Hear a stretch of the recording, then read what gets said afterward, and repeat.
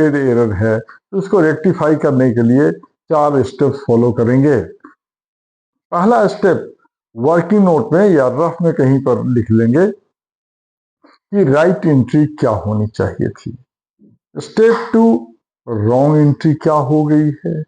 Step 3 wrong entry को reverse कर देते हैं। फिर फर्स्ट एंट्री और थर्ड एंट्री को कंबाइन कर देते हैं, वो रेक्टिफिकेशन एंट्री हो जाती है।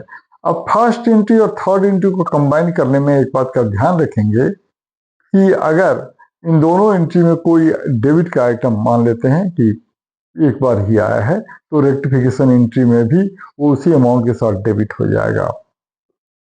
फर्स्ट एंट्री का जो क्रेडिट का आइटम है वो अगर सेकंड एंट्री में क्रेडिट में है तो दोनों को ऐड करके क्रेडिट साइड में क्रेडिट कर देंगे। अगर दूसरी एंट्री में डेबिट साइड में है तो जिस साइड का बैलेंस ज्यादा है उसी साइड में लिखेंगे।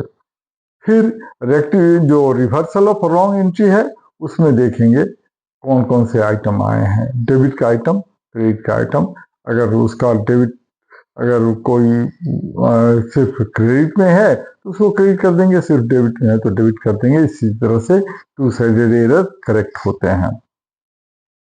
अब अगर ट्रायल बैलेंस का टोटल टैली नहीं हो, इसका मतलब वो वन साइडेड एरर है। One sided error generally ledger में गलती की वजह से होता है। अगर अकाउंट में ओवरकास्ट हो जाए, अंडरकास्ट हो जाए, रॉन्ग साइड में लिखा जाए तो फिर ट्रायल बैलेंस टैली नहीं हो पाता है। तो जब ये टैली नहीं हो तो इसे सस्पेंस अकाउंट के थ्रू करेक्ट करते हैं, और विदाउट सस्पेंस अकाउंट भी हो सकता है, प्रेफरेबली सस्पेंस अकाउंट के थ्रू करते हैं। अगर किसी लेजर का डेबिट साइड अंडरकास्ट हो तो डेबिट में सस्पेंस लिख के उसे मिलाएंगे, फिर उसकी रेक्टिफिकेशन एंट्री हो जाएगी, वो अकाउंट डेबिट हो जाएगा और सस्पेंस अकाउंट क्रेडिट हो जाएगा। अगर डेबिट साइड में ओवरकास्ट हुआ है तो सस्पेंस अकाउंट क्रेडिट साइड में लिखना होगा, और तब एंट्री होगी सस्पेंस अकाउंट टू जिस अकाउंट में ओवरकास्ट हुआ है वो।